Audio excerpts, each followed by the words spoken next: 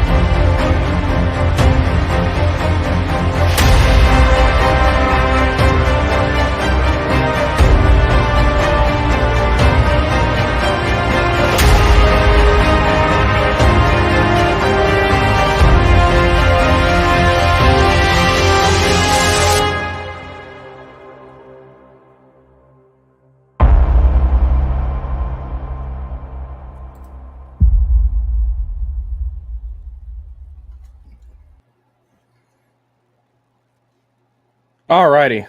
Let me see if this is going to work properly now, because for some odd reason, my camera, I thought it wasn't working at all because it like put the exposure down to like 7 and the gain was down to like 12. So all I could see was the redness of my microphone and everything else was pitch black. I have no idea what happened there. I'm very sorry I started late.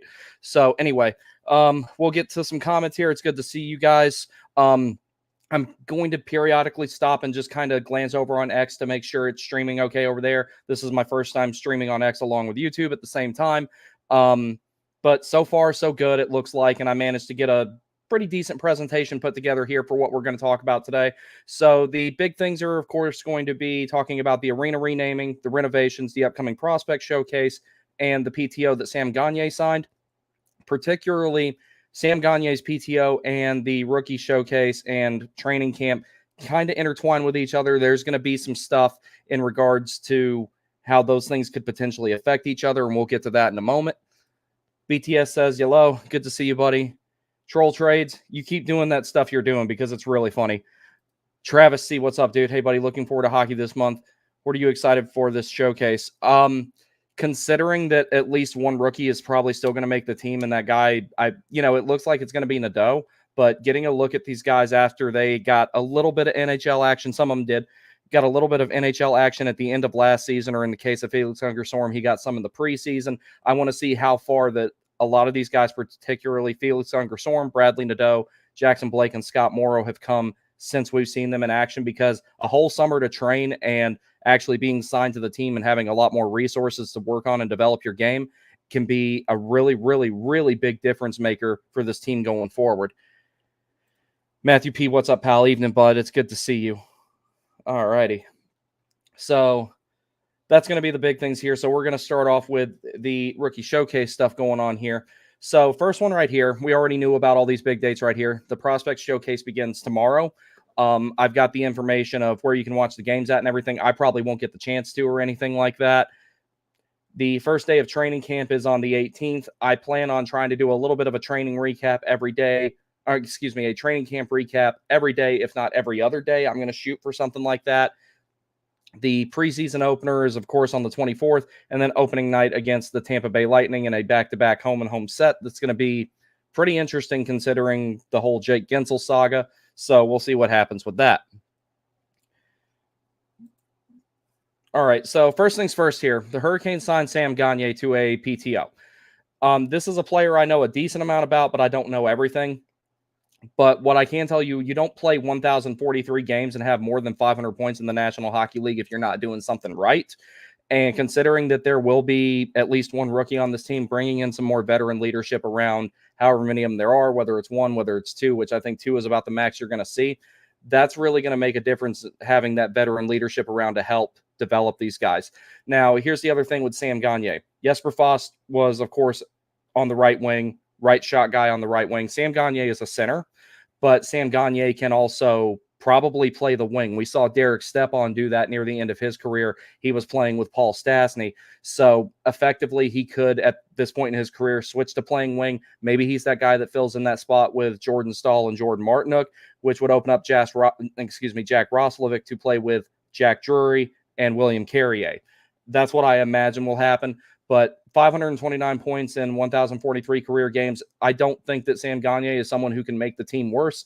And it's definitely a low risk, high reward type of thing to get him on a PTO, take a look at him at camp, see if that's what you see, if he's someone who can help out the team, and maybe bring him on. And you wouldn't have to pay him a ton. You could probably get him for league minimum or maybe up to $1 million. Either way, it wouldn't break the bank. It brings some veteran leadership and a depth player that you could bring in. Additionally, if he does continue to play center, that gives you a right-handed center. It's not the groundbreaking, legitimate second line, or if you want to say top six right-handed center that you would really, really want for the Hurricanes right now, but it gives you another option that you did not have before. So we'll see how that pans out and everything. I think Sam Gagner is a pretty good player, and I think that he can fit into the bottom six just fine to help out in the absence of Jesper Fast and to give pointers to the rookies as they're coming up. Now, speaking of, oh, wait, hold up. I have the wrong slide here. Give me 1 second. I might have accidentally forgot to put the rookie showcase slide in. I thought that I had it, where I had the stuff talking about the rookie showcase. I had the roster and everything on it. Okay, that's the Lenovo Center stuff. Give me 1 second, guys. I guess I forgot to put that slide in there, so I'm just going to have to talk about it the old-fashioned way, because I wanted to show some stuff in regards to the renovations and everything. Yeah, I straight up forgot to put that in there. My bad. Okay, so I'm going to pull that off here for a second. So here's the whole thing with the rookie showcase. I'm going to add in a slide here in a second to take care of that. Give me like 5 minutes, because that's all it'll take for me to make it. I'll be right back.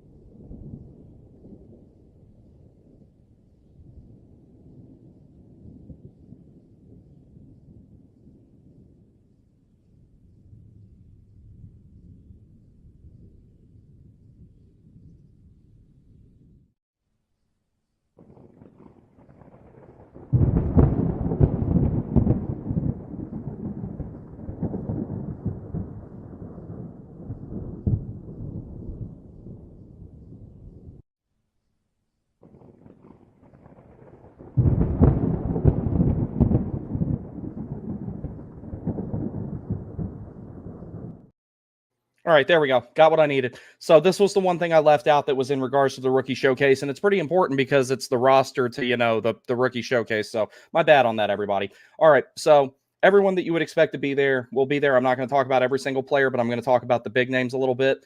Bradley Nadeau, who right now is apparently the front runner to make the team. I can definitely see that. We do have a need for scoring. We need that sniper, and it would be good for him to start getting experience. Rod, please don't bury him in the bottom six. If he does make the team, please give him a chance to play with the top six and start learning that type of role, second power play unit type of stuff. That's how Bradley Nadeau needs to be utilized right out of the gate. It's not going to do much good to put him with Jordan Stahl and Jordan Martinook, in my opinion, or with any combination of William Carrier, Jack Drury, or Jack Roslovic. This kid is going to be an impact player for us, so if we're going to make that happen, he needs to be at the top. Felix Hungerstorm, very impressive in camp. He already had his commitments to play in Sweden, and there wasn't any really any room for him last season. So we'll see what he does. Noel Gunler, Justin Robidaugh. Keep an eye on Justin Robidaugh. He could, be a little surprising with some of the stuff I've heard, read, and I've watched some video of him and everything. A lot of people say that he's for being undersized, a lot of people have said that he's kind of a Alex DeBrincat type of player. He has that type of skill set. Alexi Hemasalami, Jackson Blake, keep an eye on him too. He's one of those guys, if Sam Gagner were to not get signed, he's someone who, as I've stated in past live streams, I think he could play with Jordan Stahl and Jordan Martinook. I legitimately believe he could be the guy that fills in that third or fourth line, however you want to order it, that shutdown line that Jordan Stahl and Jordan Martinook are. Jackson Blake could be that guy that fills that in, and the kid can score too, so he's got that to boot. He's physical, he's competitive. I think he would be a perfect fit for that, and you could fast track his development right out of the gate if you put him on that line. Scott Morrow, keep an eye on him as well. He is a potential future partner of Jacob Slavin. He could be the guy who's the right-handed defenseman of Jacob Slavin one day down the road, and, Sean Walker is someone who I think could also fill that role, but Scott Morrow is going to challenge for it, I really think. Charles Alexis Legault, he's a right-handed shutdown guy. I think we'll potentially see him one day. Who has really caught my eye more than anybody lately is Gleb Trikazov. I have done a lot of reading about him. I've watched some video where I can find it. This kid is a power forward. He is a really strong power forward, and the more that I look at him, the more that I like him. He has a lot of the same skill sets that Svechnikov has. He has the ability to score crash and bang goals, but he's got a really, really good shot. And for being as big as he is, because I'm not just talking about height, this kid is built. He's got some really, really solid edge work. He's a really good skater. I think that there could be something there. Skylar Brindamore, of course, also will be there since he's on a PTO as well. That'll be really interesting to see. Anthony Honka. Luca Testa, I actually don't know a whole lot about. Antonin Verreau, I don't know much about. Dominic Finsor and Ronan Seeley, those guys have been, staples at the Chicago Wolves blue line. I think that that's probably where they'll be in case they're needed later on, but I think that they'll probably both be in the American League this year. And Justin Poirier is another good example right there of a player who we'll keep an eye on, see how he develops and everything. But all these kids are young. We got plenty of time with them. And for goalies, Yannick Peretz, who I can see becoming maybe a backup one day, but I don't really see him going anywhere past that. I think he'll probably ultimately top out at about where Spencer Martin is. One of those guys you can call up when you need him, but not someone that you're going to expect to be a full-time goalie with the Canes and everything. That being said, goalies do develop kind of weird. It takes longer for them than it does for position players, so you never know. Ruslan Kazayev, I'm keeping an eye on him too. The Hurricanes drafted this really big goalie, and we're going to see how he develops. I haven't watched a whole lot of him, but I'm keeping an eye on it. So let me remove that right there. Okay. So let me see. I got another comment here. NHL Troll Trades asked, how much older is Gagner than Fost? Jesper Fost, I believe, is 31 years old. Sam Gagner is 35. So, yes, that is a factor. But beggars can't really be choosers right now with Jesper Fost being definitively out for the year. And, if Sam Gagner doesn't cut it, then you've got other options. You've got Jackson Blake. You can still go out and make a trade. You can see who else is out in the free agency market, what little that there is left out there. I think the biggest reason is they're just like, hey, this guy might be able to fill this role. So I think that that's why they signed him signed him to a PTO, I should say, in order to see how much he's got left in the tank at 35. But like I said, you don't play 1,000 games in the NHL if you ain't doing something right. So we'll see how that all plays out and everything. Now, whether Sam Gagner makes the team or not, I think that he could. There is a definitive need. It's just, is he going to be the guy that fills it? Is that going to be Jackson Blake? Is that going to be Brendan Lemieux? We'll see. I think that that's the biggest concern the team has right now is how they're going to fill that particular hole. As far as the top six goes, Nadeau could challenge for that spot. Felix Ungersorm could challenge for that spot. The defense is set. And in my opinion, goaltending-wise, it's time to give Kochetkov the reins. I am firmly in belief that Kochetkov needs to be the starter until he proves that he can't. It's time to see if we can take that next step with him.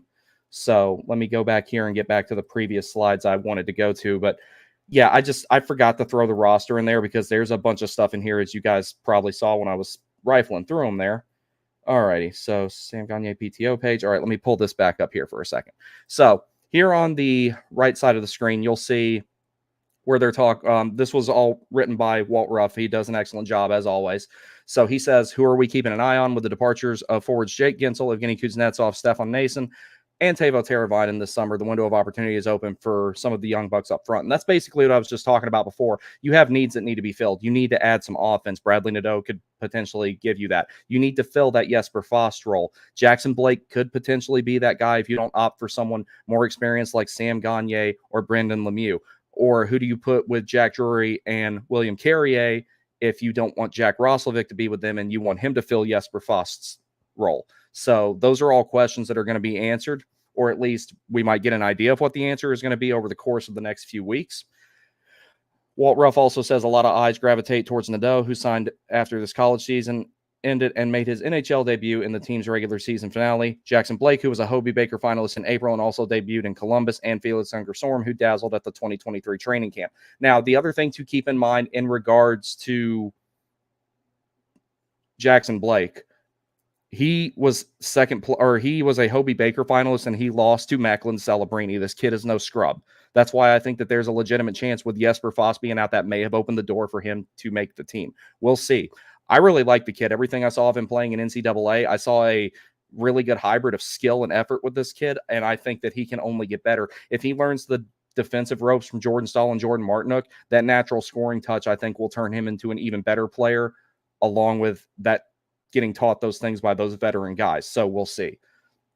So Nadeau made the transition from the British Columbia Hockey League to the NCAA. Look effortless, and Associate General Manager Darren York has said on multiple occasions that he believes the jump between those two leagues is bigger than NCAA to pro game.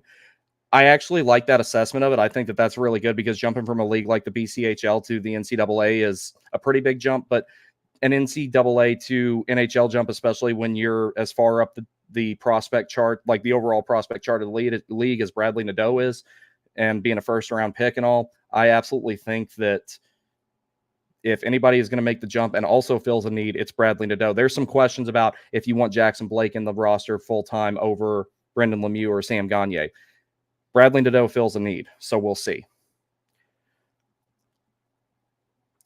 But only time will tell exactly how the leap goes for the now 19-year-old who stayed in Raleigh all summer to work on his game. That's good to know. Blake is a constant high-scoring producing machine, posting 40 goals across 2 seasons in North Dakota. He was only the second sophomore at UND in the last 30 years to hit the 100-point mark. Zach Parise in 2003-2004. He also became the second player in the last decade to hit 60 points in camp at UND. Brock Besser, oh, that's a good name to be associated with, 2015-2016.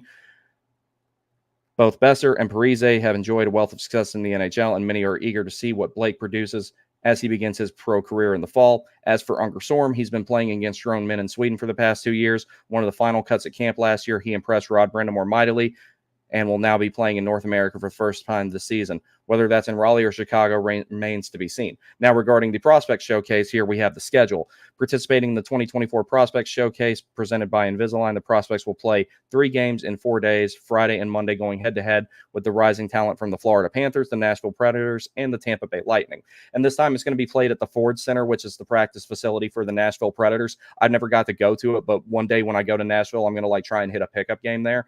It looks really cool. I've been to Kettler, or it's called MedStar now, where the Caps practice, and I really like Invisalign Arena. That's the only 2 NHL practice facilities I've been at. No, I take it back. I played it at the tournament with the one that the Flyers have.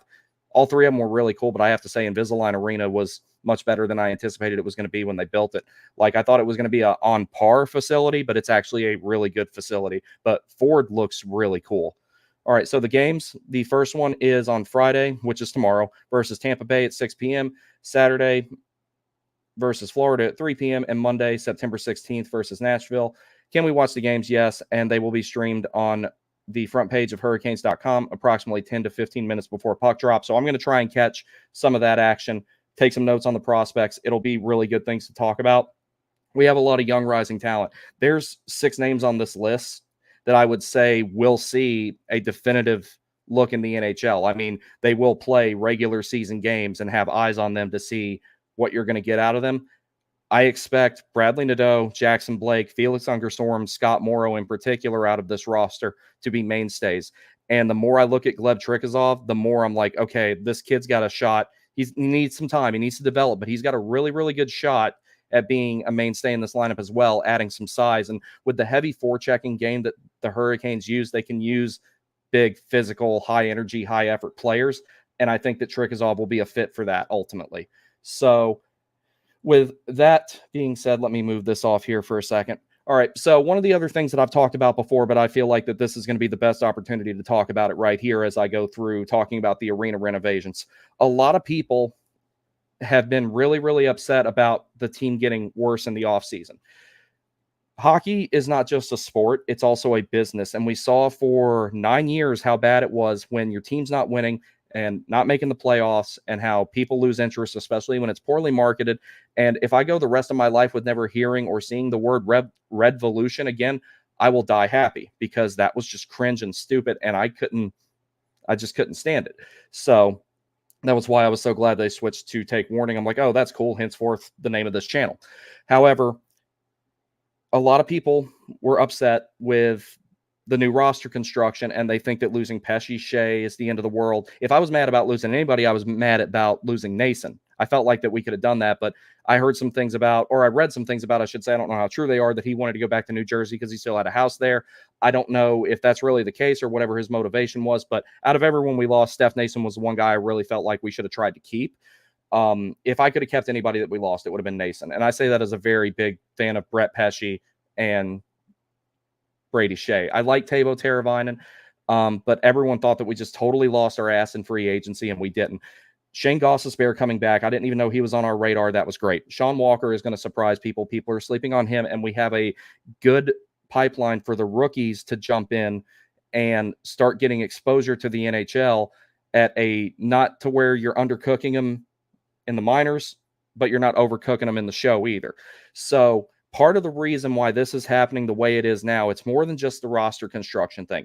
With all these gigantic renovations that are coming in to, it's going to take me a while to get used to saying this, the Lenovo Center, it's also like they're building the team to be good and be competitive and be better over the years as these renovations are completed. So that way you don't want the team being bad and people not coming to games and not wanting to spend money on coming to games and buy merch, drinks, food, whatever, while you're dumping all this money into renovating a relatively old building now that we're thinking about it. Like, it's been there for a long time. That building will be 30 years old in 3 years. So this is a good time for them to retool the roster a little bit, and you still have a good team. You have a team that will probably still make the playoffs in Metro 3 or Wild Card 1 at the worst, as long as they stay healthy. And it is coinciding with the building renovations, because if they had thrown out all these contracts and all these no trade clauses that players might have wanted to keep the team that we had together that clearly wasn't getting it done, some things needed to change. If you throw all that out there and then the team doesn't work, they don't win, they're barely making the playoffs or not making the playoffs at all, or getting knocked out in the first round, but then you're also dumping money into all these like building renovations and building an entertainment district around it basically and all this other stuff, that is bad for business, because you want to be good while the building renovations are there.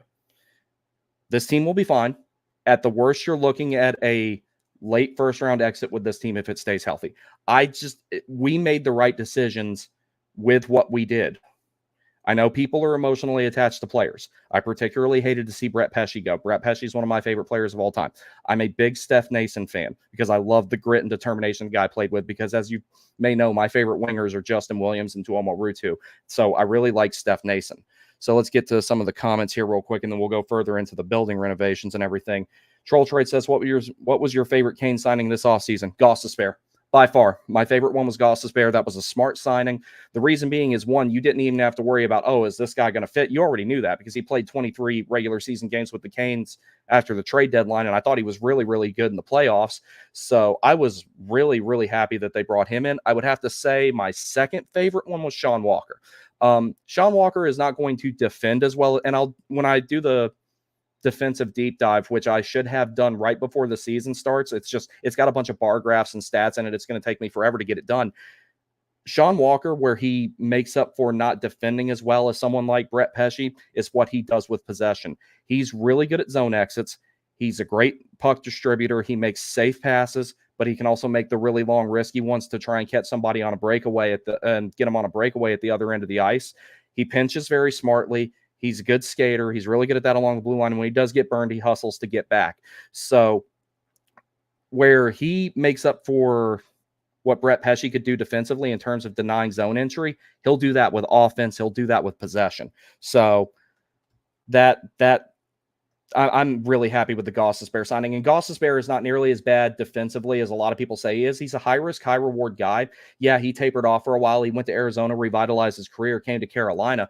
But people are really sleeping on how good this defense can still be, even with losing Pesce and Shea. It was a great pair, but I'm of the mind of I have to think that it had kind of ran its course. That's the only thing. It's like no two players stay together and stay good forever. Not everybody can be Solani and Korea. It's just not going to happen. But yeah, my favorite one by far, the fact that we brought Gostisbehere back. I had no idea that was going to happen. And then I didn't expect Sean Walker to come in either. The one I'm still kind of about is Roslovic because I don't know much about him. And the more that I watch video of him, I don't know how to quantify him. I'm not saying he's a bad player by any means. I don't know if he's $2.8 million good, but it's also only 1 year, so it's not that big of a deal. So we'll see. But yeah, by far, Gostisbehere, close second, I would say Walker. William Carrier, I want to say that that's a good cost control forward that they brought in there. So I'm not mad about that one by any means, money or term.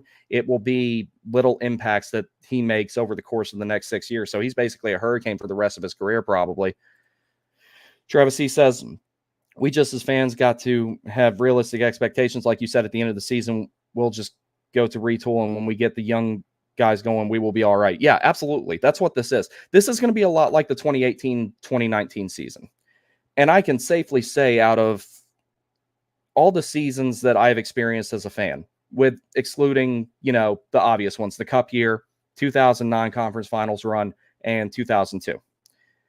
The last two seasons I really, really, really enjoyed.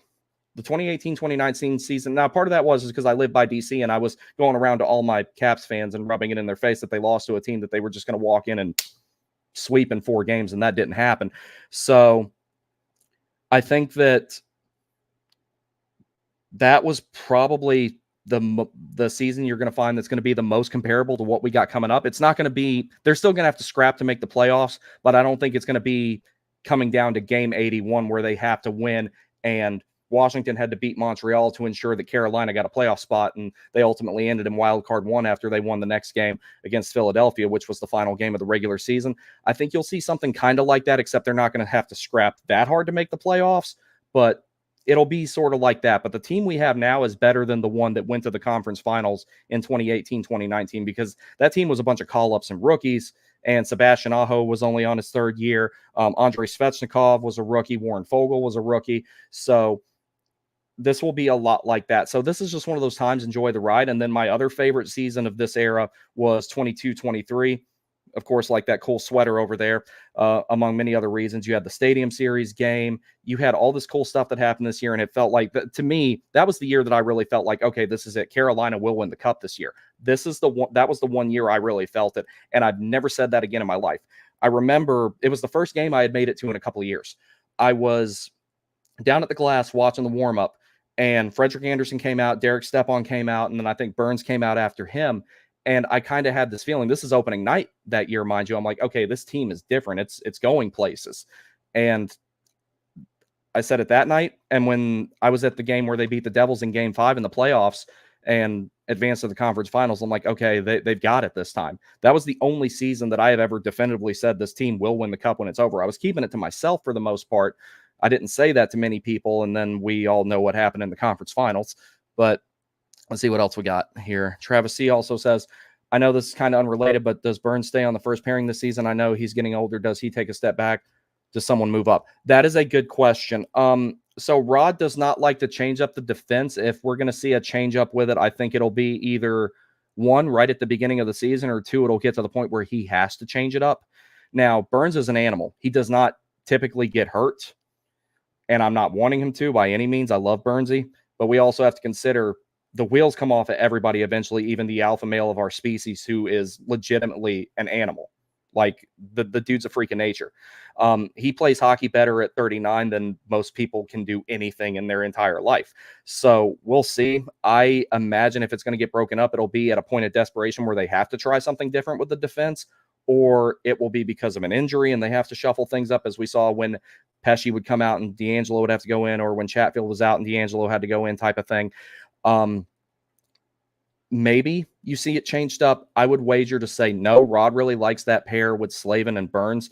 And if Burns really does have a lot of defensive lapses, which I think he caught a little bit more heat than he should have at times, especially during the regular season, I would say that he's going to keep that pair together just so that Slavin is there to help be the safety valve for Burns, because Burns can still be effective. He can still put a puck in the net. He can still pass it. He's good at generating offense from the blue line. You know, he's good at joining the rush at the right time. He's still good at using his frame to protect the puck. There's a lot of things that he still does really, really well. And he's also going to teach, like Sean Walker would benefit from learning from Brent Burns, like a lot. I really think that, but he's still got some stuff in the tank. So I'm not totally out on Burnsy. The big question, I think, when it comes to the defense is, do you put Chatfield and Gostisbehere back together, or do you put, or leave Chatfield with Orlov and put Walker and Gostisbehere together? There's a multitude of things. When I do the defensive deep dive, I'm going to go really far into that. I have like 5 or 6 different line combinations with a bunch of different metrics put together for them, and they all have upsides and downsides. It's really interesting. I think you guys will like that project once I get to it. Let's see. Troll Trade says, does Ghost have more points than Shea and Pesci combined? I think he does, because he had 56. I know for a fact that Brett Pesci had 3 goals that season, and 2 of them were against Pittsburgh, and that was a game that I was at. So, like, me, my dad, and AB from Caniac Sessions were all sitting there together, and yeah, I definitively remember 2 of the 3 goals that Brett Pesci scored. I witnessed them, and it was I love Brett Pesci, but the guy's shot velocity is kind of low. Let's see. BTS, not the band, says, I think so. I'm pretty sure that that's the case. Philip McCrevis says, will an undersized blue line be a problem? Orlov, Ghost, and Walker under 6 feet. It could be. With Orlov, I don't really consider that a problem, because Orlov is not the tallest guy, but like, he's built like a damn refrigerator. He built like a fire hydrant, however you want to put it. It's really, really hard to take him off his feet.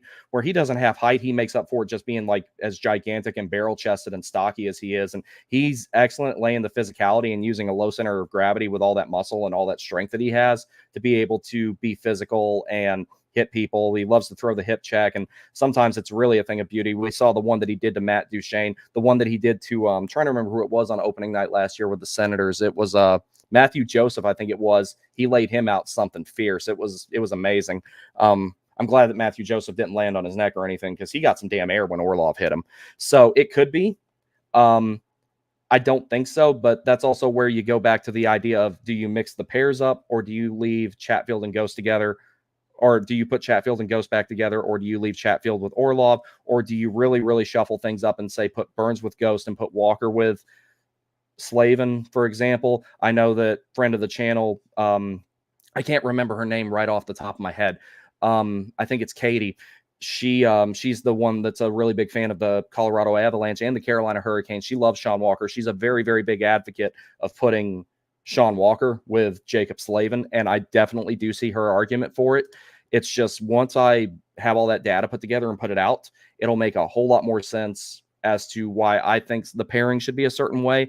But there's benefits and drawbacks to all of them. I just don't see him breaking. I don't see him being Rod. I don't see him breaking up Slavin and Burns personally. So that's just me. So let me get a sip of this liquid death here, because that was a lot of talking. Alrighty, Travis, we'll get your comment and then we'll go on to the next segment of the show here. Travis C says, looking at this past season now that we're going into next, what do you think was really the downfall of our postseason? I thought we really outplayed the Rangers in most games. and what can we do to change that next year? Well, one of the big things they did was change up the roster, because we couldn't keep running it back with exactly what we had and expect better results. So, for example, Gostisbehere, I think actually on top of having more points than Shea, I think he's got a higher shots through percentage, and that will definitely be something that helps and everything like that. And he'll be on one of the power play units definitively, because he's a power play quarterback. With one of the things that went wrong against the Rangers, the penalty kill went down to, I think, 72%, and that was incredibly uncharacteristic when you're talking about the Hurricanes. I quantify that as an anomaly, and I don't think that we're ever going to see the Hurricanes penalty kill fall off a cliff like that again, even up against the number one ranked power play that the Rangers had. It was kind of the same thing as the season before. A lack of scoring bit the Hurricanes at the wrong time. Game 1, lost by 1 goal. Game 2, lost in overtime. Game 3, lost in overtime. And it was just the same thing. There's a lot of times where the Hurricanes are generating all these high danger chances, but the puck's ending up in the goalie's breadbasket and it's not going in the net. So part of it is there needs to be a little bit more of a system change. I felt like as the season went on, there were more clean entries and less dump-ins. That's good, but you still have to finish and everything like that. So one of the things that I think they're doing to help mitigate that is they signed 2 guys who can generate those chances from the blue line, who can shoot and score themselves.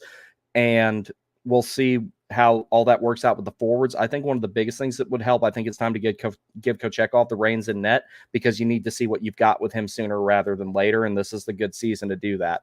So that would be my opinion on why you would do something like that, is to move past the past, change it up with the roster a little bit, make it a little bit better. Or I won't even say better. Maybe it's not definitively better. We'll see how things play out, but it was time to try something different. So that's why I didn't get too upset when a lot of people left. Like I said, if I could have kept anybody out of everyone who left, it would have been Steph Nason. That would have been the one player I would have kept, and I would have signed him to basically the contract that Carrier got, except I would have given him another $75,000 a year. Like, I would give him the term that Carrier got and the money that ultimately Steph Nason got in New Jersey. I would have paid that in a heartbeat. But that's not what happened and everything, but Nason's the one guy I wish we'd kept. I really, and he would have been like the cheapest out of all of them. So, but they did good on everything else. So I'm not upset about it. If anything past a late second round exit would be exceeding standards this year. They'll make the playoffs, I'm pretty sure. I'm pretty sure they'll get through the first round. We'll probably stomp the Islanders again, and then we'll go to the second round and we'll probably get, bite off more than we can chew. But in 2019, we weren't supposed to win a single game against the defending Stanley Cup champions, and we turned it into a war of attrition. We drug them by their heels to 7 games, and we beat them in double overtime. This team is totally capable of doing that again. They've got the right type of players, right type of mindset. They've got one of the best coaches in the game, in that of Rod Brind'Amour. Do I agree with all of his decisions? Absolutely not, but I'd say I agree with about 95% of them. I would say that this team is going to be fine. Don't expect the Stanley Cup this year. If you get one, okay, great. But this is not the year that I think that is that mentality. They won't tell you that. But the future, I think you're looking at another window opening up immediately. And that team is only going to get better. The team that we've had over the last 2 seasons is probably the best one we've ever had. It will be nothing compared to the one we have 2 to 3 seasons from now. The team we have 2 to 3 seasons from now will mark a brand new era of Hurricanes hockey. It will be the best team we've ever had. So let's move on here. All right. So one of the reasons that like I said before, one of the reasons I wanted to talk about the building renovations and how that's coinciding with the roster construction is they want the building renovations to overlap with the new cup window that they're maybe not in right now. It's a little bit narrower, if anything. When the new cup window really, really opens up, that's when they want the renovations to be done, completed, and all that. So it makes sense to me. So these renderings right here are actually from the PDF file that was given to the Centennial Authority. I found them on a thread on Reddit a few months ago. I believe it was August 1st that they showed these, and they were in the news. They were in a News and Observer article. So I'm just going to go through here. I'm going to click through the pictures of them, talk about them a little bit, and then at the end we'll look at the stuff regarding where we got the building renamed and everything. So this PDF file that I pulled a lot of these things from, it was like 65 pages long. So I didn't pull every single thing. I pulled the ones that were most relevant to hockey, for example. But if you want to see it, let me know. I'll show the link to it. And I pulled the ones that were most relevant to hockey, but they had renderings for basketball, concerts, other events. They had all kinds of stuff there, but I focused on what affects normal hockey fans, not necessarily people who would be going to like the bunker suites or, you know, any of that high dollar, high class stuff. I personally, I'll take sitting in the lower bowl and just hanging out with my buddies any day. So scope diagrams, this basically just talks about like some of the changes in the building overall. Like I said, I'll link this PDF. So if anybody wants to look at it, if they haven't seen it already, let's see. So this shows like dining seats, lounge seats, cocktail tables, all this type of stuff. This is like the fancy stuff. Dining, them having more actual dining facilities inside of PNC, or damn it, Lenovo Center. I'm going to, every time that I accidentally call it PNC Arena until I stop. So everything that you have right here is, this is cool. They're adding more actual dining into Lenovo Center. And that would be really cool for me, being someone who comes from out of town to go to games. And when I say out of town, I mean 5 hours if I leave in the middle of the night and I don't have to worry about traffic. That's really cool for someone like me to... Oh, actually, this is a good comment right here. Drew did it. Welcome to the show. They already renovated. The visitors' locker room looks much better now. Okay, good. Yeah, I mean, I know that it was a funny, really funny meme regarding like the whole, how bad the visitor locker room was, and the players were like going to those like anonymous like interviews and everything where they were like mad about it. I wouldn't want the Hurricanes to be treated poorly in a visitor locker room at the other 31 NHL arena, so I'm glad that they renovated it. Yeah, it was funny for a while, but I'm glad they fixed that, because it sounded like that there's been locker rooms I've been in at the rinks that I play at, and I'm by no means an NHL player, that were nicer than the ones that the away team had to deal with at PNC Arena. So Lenovo Center. But yeah, Drew, thank you for that. Let's see. Corporate accounts payable, Nina speaking. I'm stoked for the Jarvie era. Yo, dude, like franchise piece right there, that guy is. I want to see him play with Aho more. I think those two are something else. Troll Trade says there's no such thing of not worrying about traffic. Where I live, there sure as hell is always traffic. It's basically, there's two types of traffic up here, bad and worse. And that's why when I come down there, I usually leave at like 4 in the morning. I'm like, oh my God, I got to hurry up. And if I get past the Marine Corps Museum in Quantico, normally I'm good after that until I get actually to the Triangle. So, but yeah, I'm glad that they're integrating these dining facilities. So like if I drive down for a day and just, you know, and the other thing, I'll get to it in a minute, the hotels, I'm really excited about those being close by. If I can just come down there, park, go get me something to eat and go sit down and watch the game and then go back to my hotel or go back to Fayetteville and spend the night with my dad or whatever. All right, so Upper Concourse, View Bar. Now, this is something that I'm going to talk about a lot. One of the reasons that I decided, other than the fact that we're not planning on being here next year, one of the reasons I decided to start going to some away games that I've been wanting to go to is Pittsburgh. Apparently, PPG Paints Arena has something very similar. It's just, instead of it just being a bar, it's also a casino. It's called Rivers, and it's in a similar location to where it is on this proposed renovation to the arena. So I'm going to go see that for myself on October 8th, 17th, 18th, whatever weekend it is that the Hurricanes are up there. Because I'm not going to opening night in Raleigh this year. I decided I wanted to go to a bunch of road games because I'm close to a lot of them. I've just never gotten around to do it, but this year I'm getting it done. So I am really, really looking forward to going and seeing what that's like in PPG Paints Arena, because PPG Paints Arena is relatively new. It replaced the old Mellon Arena. So I'm looking forward to going up there and seeing what that looks like. And I've never been to Pittsburgh before, so it'll be a cool experience. Let's see. Coconut Kyle, hey, what's up, buddy? Travis C. also says, I've got opening night tickets and I never really sit in the 300 too much. I'm going to be in 302 and it says limited view. I usually hear there's no bad seat in PNC. Thoughts? I've never sat in the upper bowl, but I do know that Griff from Caniac Sessions has started sitting up there and that the Sams sit up there and they all like the upper bowl. So I wanted to try sitting in 300, like near the front row. Eventually I will get around to trying something like that. It's just I don't come down there often, so when I do, I get lower bowl seats. I've never heard anybody say that there's a bad view from anywhere in the 300s personally. I've never heard that. So Coconut Kyle says these plans are so overdue. We have all the space around the arena and nothing around it. Absolutely. BTS says I'm going to the $10 game. That's a good game to go to. Yeah, no, I'm really happy they're doing these renovations, and I'm glad that they're retooling the roster now with that in mind, because if we'd signed everybody that so many people wanted to keep, our core would have been aged out in 4 to 5 seasons. Whereas now we're looking at having a 6 to 8, and hell, maybe even a 10-year window. So Nina speaking says 300s have a great view unless you're nearsighted. Oh, okay. Yeah, good to know. Yeah, because one day I'm going to try sitting up there because all my friends sit up there, except for AB, and AB's normally who I sit with, AB from Caniac Sessions. But yeah, the view bar, that's going to be really cool. I'm going to go check it out at PPG Paints Arena. I'm obviously not going to sit up there. I'm going to see if I can just go in there and hang out before the game starts, all that type of stuff. So I'm looking forward to it. Travis C says, what's it like being an away fan in rival territory? Long story short with that, up here, normally it's fine. I occasionally run into some jackass who tries to do something stupid. Like there was this one moron with a stupid haircut who tried to start shit with me when I was at the game in January. And I'm like, I don't know what his deal was. But, I asked my girlfriend and all my friends sitting around me, I'm like, was I being a jackass or anything? And they're like, no, you were fine. You're an antagonizing looking person sometimes. And I'm like, okay, fair.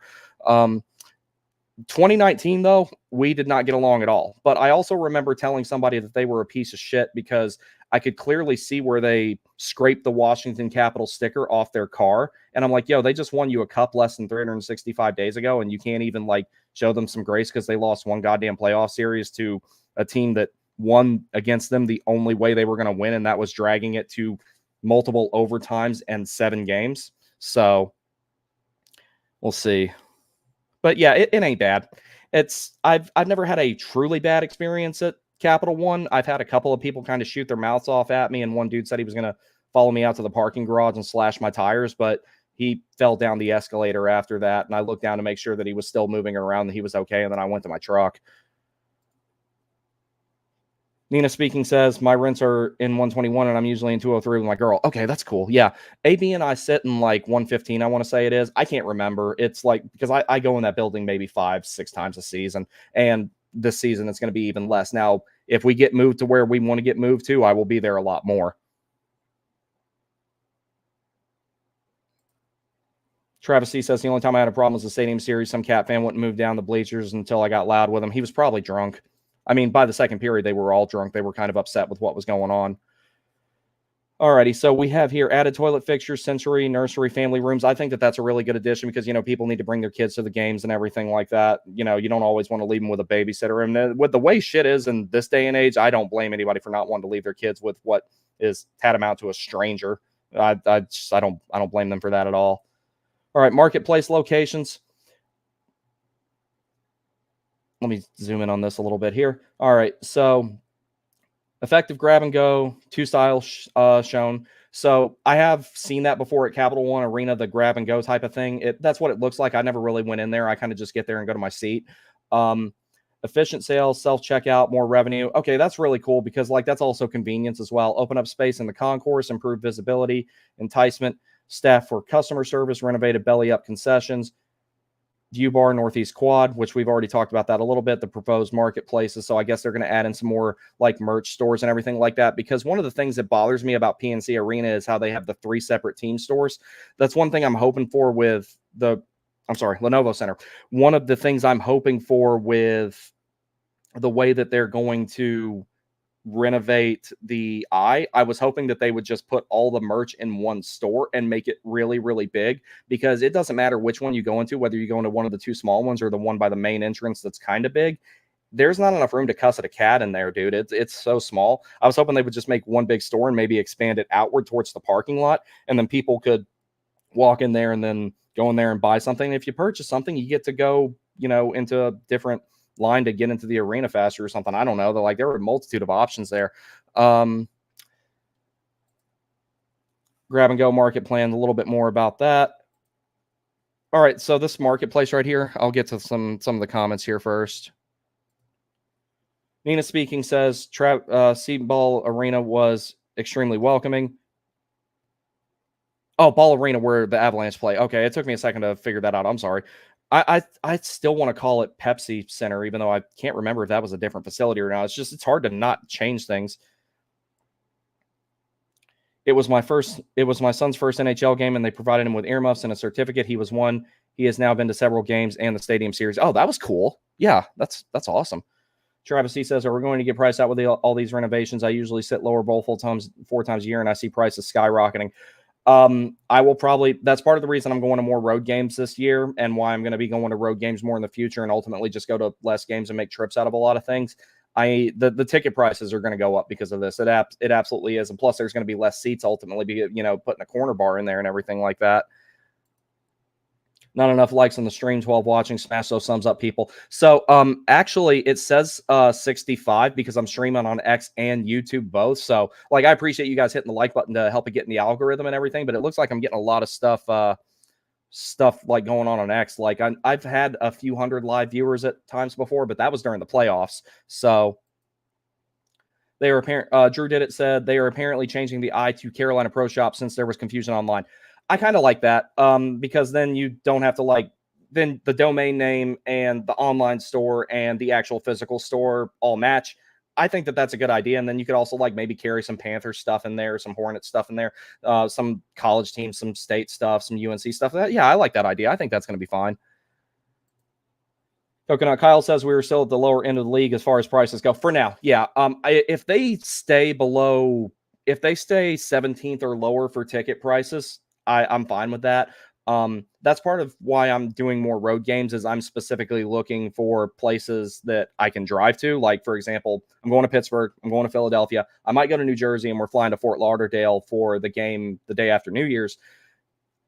I'm specifically targeting places based on some other things such as the ticket prices, but I'm also spending enough money to fly there. And me and my girlfriend got to get a hotel and we're going to do other stuff while we're there, like go sightseeing, get stuff to eat and everything like that. So the prices of the tickets for a road trip are a little bit more inconsequential to me. So, but yeah, so this little marketplace right here that's displayed, Capital One Arena has something pretty similar.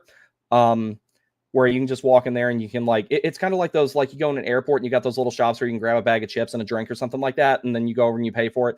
It's kind of like that. And it appears this concept is also allowing for self-checkout. So, Apple Watch is really awesome things. You can go over there, scan a couple of things, buy your stuff or tap your card, anything like that. So even though ultimately it will make the tickets cost more, I'm going to less games anyway, just because of life circumstances and everything else. I really like the fact that they're starting to upgrade some stuff. West Hub Market. So this rendering right here, it's just kind of the same thing. It shows where it's got like a little bar and burger joint right there, and I do love burgers. A little bit more about the view bar. You'll see the location there. I believe that's where 328 used to be, or whatever is diagonal to it on the other side of the arena. This is the thing that looks kind of similar to Rivers and PPG Paint's arena, so that's one of the reasons why I'm excited to go look at it and get an idea of what it looks like. View bar, occupancy summary. I think out of all the new renovations on the inside, that's going to be the coolest one. See, this looks really cool. I mean, I wouldn't spend a game there probably, maybe once a season, but I would definitely hang out there before a game, hang out there a little bit after if you could, all that type of stuff. I think that would be cool. View bar from the concourse. That's really cool. That's really modernized looking and everything. I think that's going to be great. South expansion stuff here and everything. And that's more about the actual reconstruction of the building to accommodate these types of facilities. Here's some of the outdoor renderings and everything. I think that this looks really good. Again, modernizing type of look. And then there's multiple different renderings that I'll go through here that shows the outside of the building, what it could potentially look like. There's a few different options of what it could ultimately end up looking like, as you'll see here. South Plaza approach, East approach. Yeah, building looks very modern. All right, I'll get to some more comments here, and then we'll do some more stuff. Troll Trade says it's going to be a while until the Hurricanes come off this high horse and lower prices. It basically, the team's going to have to get really bad again for that to happen, and I don't want that to happen. Nina speaking says poverty franchise. Yeah, our cheap owner that totally didn't spend like $190 million in the offseason. No, I know what you mean, buddy. Anyone going to the game on Black Friday? I probably won't make that one, no. I might go to the Marksman's game this year. Love minor league hockey. Miss my Fire Ants. The SPHL is actually my favorite league. And I have a ton of Fire Ants and Marksman stuff. I grew up there. So I went to I practically grew up in the Crown Coliseum. And I personally, like, in a lot of ways, I prefer minor league hockey. But I mean, that's just what I grew up with. I think that's why I like it so much. I reconnected with one of my favorite players on X, actually, a guy named Dwight Wolf, who was this like really gritty stay at home, like in the most literal sense, stay at home defenseman. That was really cool. I actually, like, I'm going to try and get him on the show and interview him one day, because that dude was like my favorite player of all time with the Fire Ants. I preferred Fire Ants over Marksman, but I eventually just decided, I'm like, yeah, it doesn't do any good to sulk about it. So I embraced it. And I've got a bunch of Marksman stuff to go along with my Fire Ant stuff. And I have some Fayetteville Force stuff. Let's see. Nina says Dundon flexing his wallet. Coconut Kyle would rather have the owner we have now. Absolutely. I don't want to go back to the Rutherford, or excuse me, the Cormanos days with Rutherford as GM, because Rutherford, I mean, his hands were tied by Cormanos, financially speaking. And so was Francis, but I don't want to revisit that era. I'd rather go to less games and not be able to afford to go as often and the team be good than to be like, oh, I get to sit here and be surrounded by away fans and watch my team get killed every night, not make the playoff. Yeah, no, this is definitely the lesser of two evils.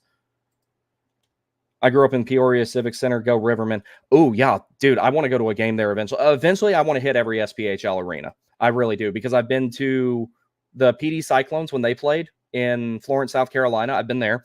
Obviously, the Crown Coliseum in Fayetteville. Winston-Salem, where the T-Birds play, or the Carolina Thunderbirds play. There used to be the Winston-Salem T-Birds there in the SPHL, so I've been there. Let's see, where else have I been? I've been to games in Pensacola when they played against the Ice Flyers. I went to go to one in Huntsville, but I didn't make it there in time. Yeah, I love that. Which outside render is your favorite? I'm getting to that. That'll be in some of the later slides. I'll tell you exactly which one's my favorite. Spokane Chiefs got me hooked. Yep. Western Hockey League. Yep. All right, let me get a sip of water here. All righty. So PNC Arena no longer exists. It is now the Lenovo Center. The way that this got leaked, and I'm sure everybody heard about it, but it's still funny. They put it on, it was on the video game. I haven't played the video game in years because it's just kind of the same game over and over again, but they still managed to make it worse. If I ever have the money to make a hockey video game, maybe I won't get the NHL licensing, but I will make a better game. Like, I swear to you, I can do that. So they've got the Lenovo Center renderings here where they brought down the PNC Arena signs and put up the Lenovo Center stuff. And I think it actually looks really good. It's cool because they have a headquarters there in Morrisville, and it matches the colors of the Hurricanes. So that's a plus. So from Canes PR, we have Raleigh Sports and Entertainment District unveils first look at mixed use development. And together with the Centennial Authority, we are committed to bringing new amenities to fans and creating experiences that bring more people to the arena and stadium area and encourage them to visit early, eat, and even stay over on site. This development is the next step toward building the premier sports and entertainment district in the county and keep the area a regional economic driver for decades to come, said Brian Fork, the chief executive officer of the Hurricanes Holdings LLC. Now, me being an out-of-town fan, this really excites me because if I want to bring my dog with me, walk around, and then put him up in a hotel and throw him in his kennel and be like, you be a good boy, I'll be back in a couple hours, and then watch the Hurricanes lose in 5 overtimes, come back to the room and try to go to sleep while he's sitting there going, walk me, damn you, when I'm already tired and pissed off. That's the dream for me, is being able to walk my dog around an entertainment district around there, put him in the hotel, go to a game, and then go back and hang out, and then drive back to Fayetteville, drive back up here, drive back wherever. Like, that would be really, really, really cool for me. So phase 1 of the development will include more than 200,000 square feet of entertainment and lifestyle retail, 150,000 square feet of office space, 150 key hotel, and more than 500 apartments. I'm really looking forward to the fact that there's going to be hotels there. There'll probably be Verbos, Airbnbs, and type of stuff that people will get with the apartments. That'll be pretty cool. Like, if I find a pet-friendly one, I'm definitely going to do that. That would be great. Additional phases will expand this variety of uses over the expected 15-year development timeline. Trust me, you want the team to be good later as opposed to being good now. You need the long-term payoff, not just the short-term payoff. And that's not just the hockey part of it. That's the business part of it. Entertainment will be clustered closest to the existing arena and stadium, with housing and office uses concentrated closer to Edwards Mill along key access points for ease of circulation. So if it's what I'm imagining it is, and you can see some of the pictures here, It's going to be really walk friendly. It's going to be really travel friendly. So if you're coming from elsewhere like I do, that's a big win for me as well. And it'll be nice to just walk around and do other stuff before the game, because basically you had backyard bistro and that was about it. Whereas now it's like you're going to have a whole lot of other options. So I'm really happy about this. So more renderings here. Now, if who was it that asked me what my favorite rendering was? Troll traits. All right. What outside rendering is your favorite? This one on the right side of the screen. I think that this looks like some futuristic Star Wars Coruscant stuff here. I love that. I think that this looks excellent. And especially with the Hurricanes eventually having another Stadium Series game, this right here pretty much definitively tells you it's going to be at Carter Finley again. I don't see them putting it like at UNC's football stadium or anything like that. All this right here, there is absolutely zero chance they have a Stadium Series game for the Hurricanes being the home team anywhere other than Carter Finley Stadium with all that they're dumping into this area.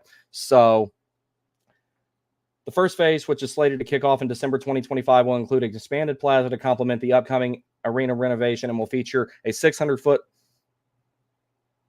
I read that as pomade for a second. Promenade lined with tailgating suites, balconies, and new open space for thousands of fans to gather, blending time-honored traditions with state-of-the-art innovation. And it continues, the new tailgating experience will directly be adjacent to a 4,300-seat music venue operated by Live Nation as part of a larger 5-acre tailgating space, including the plaza between Carter Finley Stadium and PNC Arena, Lenovo Center, not my fault that time, which will also receive improvements. Enhanced tailgating and pre- and post-game entertainment options range from well-appointed luxury suites to room, balconies, and community spaces, new food and beverage offerings, promenade and stage for live entertainment, and elevated amenities like convenient restrooms and additional quick and easy parking.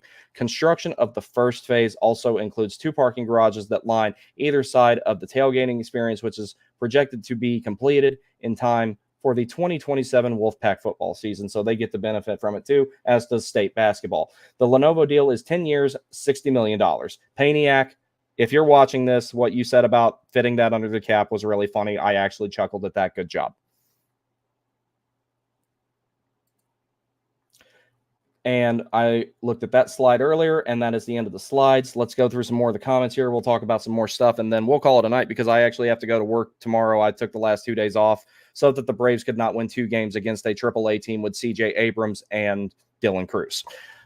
So let's see what we got here.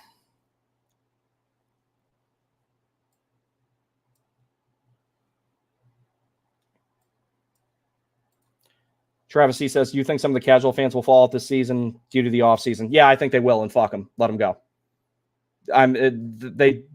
I'm so sick of them. They're sitting here like losing their fucking minds about, okay, for example, a lot of people are upset about Brett Pesce being gone. Do you think Brett Pesce is better than Jacob Slavin? Raise your hand if you think that. He's not. They fill a very similar role. Slavin gives you a little bit more offense than Pesce, obviously, but like they fill an incredibly similar role, and they're going to be making nearly the same amount of money when Slavin's extension kicks in. So I just don't understand. Like a lot of people were upset about Shea being gone.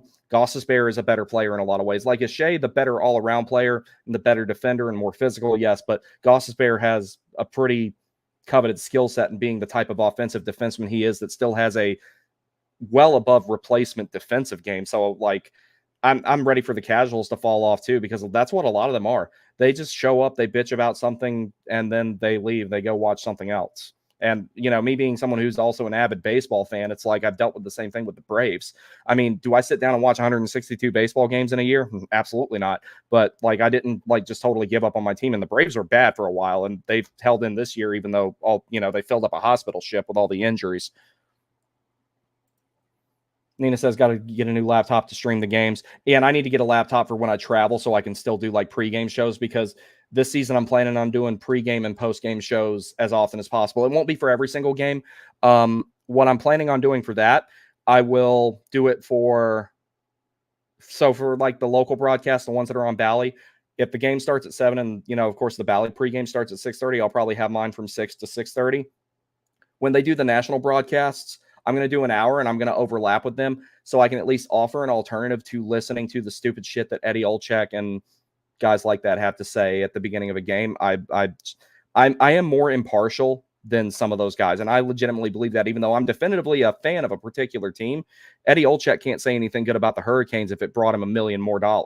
So, and it's all personal because of the thing that happened with his brother. So, and then there's a lot of other ones that try to cater to the traditional fan bases and everything. I'm not about that. I call it like I see it. If I think the Hurricanes are doing something incorrectly, I'm going to say it. If I think they're doing something right, I'm going to say it. So, it's just a lot of them. They just try to steer to the biggest audience they can get because that's their job, because of who employs them. That's not me. That's not how I'm going to work. CM071 says, caught my first Woodpeckers game for their Hurricanes night last weekend. A lot of fun in sports in Fayetteville. Yeah, and one day I want to come down there to a Woodpeckers game when they do it on Wednesday, because you can bring your dog, and that'll be really cool, because I'm going to try to get Frank to catch a foul ball, because I sure as hell can't do it. Dylan Bollinger says, sorry, a little late to the stream. I'm just happy you're doing well after what you told me you were having done. It's really good to see you, buddy. That's all that matters to me. Coconut Kyle says, LOL, 5 overtimes. Yeah. Your dog is going to hate you and the Canes. He's all right. He's over there. Him and his little brother are both in here right now. You can't see the Chihuahua, but he's curled up on the other side of the couch. Yep. All right, you saw that one. Caps Arena being in the middle of downtown DC is a huge plus. Yeah. Now, there is one thing, though. We haven't decided yet where we're going to go before the game on December 20th. We might go to somewhere outside of DC because we live like 30, 45 minutes away. But we also might go to somewhere that's like literally a 3-minute walk away. We've been there before, not on the day of a hockey game, but there's this one like little restaurant bar place that's like, you can see Capital One Arena if you walk out of the door of it. It's that close to it, and it's a really cool place, and they have really good wings, really good pizza. We might hang out there. We might hang out somewhere outside of DC, but it is cool having all that type of stuff around there. It's just, we have to, basically, whenever the Canes are here, I have to take a day off and the day after off just to leave here, like get in an Uber at like 2:30 or 3. And even if I'm not drinking, I still take an Uber, because I don't drink a whole lot. I still take an Uber just because of how annoying it is to drive and park in DC. I'd rather someone just get me close, drop me off, and then go to the game and everything. So it is a plus. It is, but it's also a bitch to get there sometimes. That's why, like, okay, game's at 7. I leave at 2:30 or 3. Like, literally, I'm in an Uber at 2:30 or 3 just to make sure I get there on time. Because when the traffic bottles up and everything, when you get closer and everything like that, like, you'll be good for a while if you're on 66, you take toll road, whatever. But, like, when you get close, it, like, bottles up for a little bit when you're parallel to the metro and all that type of stuff. BTS not the band. I don't know how you read so fast. I stutter at least 9 times by now. You should see all my outtake footage. So, like, I did a review on my CCM FV1 fishbowl, and I completely scrapped it, and I'm going to do a new one because I kept messing it up. But, like, if you ever saw my outtake footage, blah, blah, blah, blah, and then I would stutter on something, fuck, and then, yeah. For every minute of footage you've seen on my pre-recorded videos, there's 3 to 4 minutes I've thrown out. Corporate accounts payable. Nina speaking, the parking garages better have large spaces, unlike the current lot.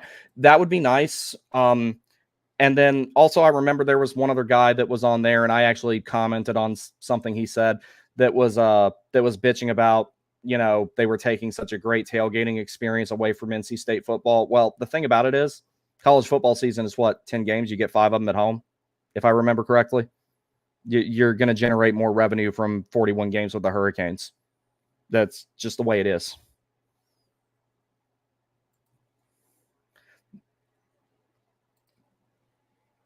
LMFAO slaving is El Jefe. One of my friends left for the Blackhawks because of Turbo, and I said goodbye. Yeah, see, I can't deal with that. It's like, there's players I hate seeing leave, and there's other teams that I like. There's other players that I like, but I'm loyal to this one. I was loyal to it for 9 years when we were the brunt of relocation jokes, and I was even considering, like, do I follow this team when it leaves, depending on where it goes? Yeah. Like, for example, theoretically, if the team had moved back to Hartford, I would have became a Whalers fan. I seriously would have. Pesci disappeared like Turbo these past few years. Sad to see the Finn go, but we'll be excited to watch him feed Bedard. Yeah, that's one of the reasons that they got him too. And the other thing with Teravainen, I like Tavo and all, but we have literally the second coming of Teuvo Teravainen waiting in the wings with Felix Unger-Sorm. It's not like we lost an irreplaceable player. And not only did we lose, so we lost a player that is not irreplaceable. And in addition to that, we already know who's replacing him. And dude, Felix Unger-Sorm is like a near identical type of player to Teuvo Teravainen, but he talks a lot more than Teravainen. I mean, that's like, you say more than 5 words, but he like actually like seems like he likes to communicate with people a little bit more. Tabo, really quiet guy. LOL, the laptop was a play on the new arena name. You know what? I didn't even catch that. That's how it's been for the last. Coconut Kyle says that's how it's been for the last few years, and I'm here for it. Speaking of former owners not spending, it's nice to see us go get players. Yeah, and like I said, for long-term success of the team, sustained success as the meme is now, they did the right thing by not trying to go all in and keeping everybody. I would have been happy if they just kept Nason, and I would have been good. I really would have. I mean, even if you sign William Carrier and you keep Steph Nason, I'm not saying that I'm going to believe this later, but I think that maybe it would have been a lower risk play to be able to keep Steph Nason instead of bringing Jack Roslovic in, because you know exactly what you're getting with Steph Nason. Roslovic, I think, is the one big wild card on the team right now. Travis C says, I hope you have a good night, buddy. When will you be live next? I'm going to try to be live periodically as far as the prospect showcase goes, for example. I'm going to try to go live maybe every other game for that, or at least I'll do one at the end where I just kind of wrap up the whole thing. But that's about it. Like, as the season goes on, though, I'm going to try to be live a lot more often.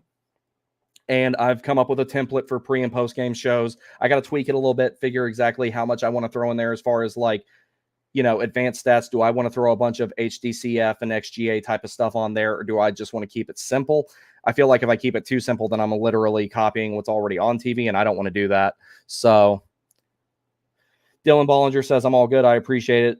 Just in some slight discomfort, and it will get better before we know it. Honestly, this patch that's tape on very strong, putting pressure on it is the worst part. Okay, I'm just glad you're okay. That's all that matters to me. So I'm glad you're doing well.